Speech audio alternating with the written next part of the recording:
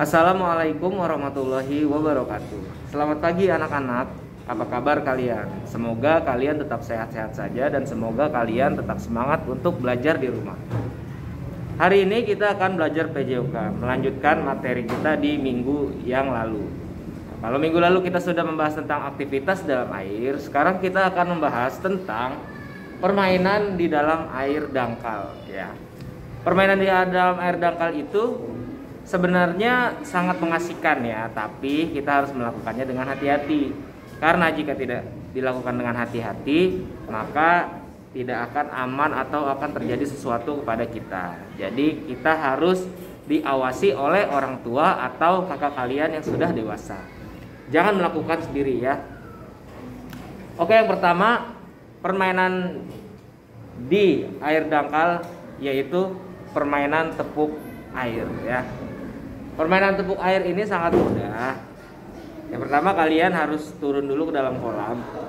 Ingat, turun ke dalam kolam renang itu harus melalui tangga yang berada di kolam renang. Jadi jangan kalian asal loncat, asal nyebur ya, karena itu akan berbahaya. Kalian menuruni tangga yang ada di samping kolam renang secara perlahan-lahan. Setelah kalian turun ke dalam kolam renang, kalian bisa tepuk-tepuk air ya, seperti kalian menepuk gendang ya, seperti itu. Nah, itu permainan tepuk air ya. Nah, yang kedua permainan gendong teman. Nah, Pak, aku nggak kuat gendong teman aku ya, tapi kalau di dalam kolam renang itu rasanya itu tidak terlalu berat karena beban orang yang kita gendong itu akan terasa ringan jika berada di dalam air, karena tekanan air itu yang akan menopang beban teman kita ya. Tapi kita harus melakukannya juga dengan hati-hati ya.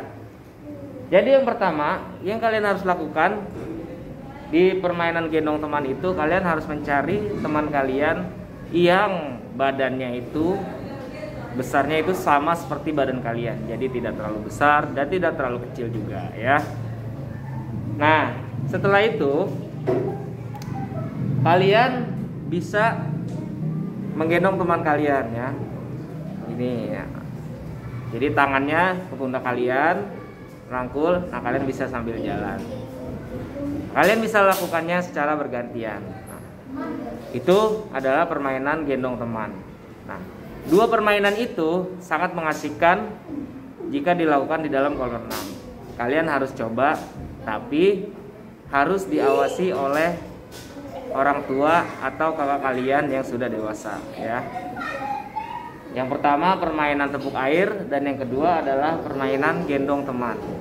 Nah, itu adalah dua permainan di air dangkal yang kalian harus tahu dan mungkin kalian harus mencoba ya. Tapi dengan syarat harus diawasi. Ingat, diawasi, tidak boleh melakukan sendiri.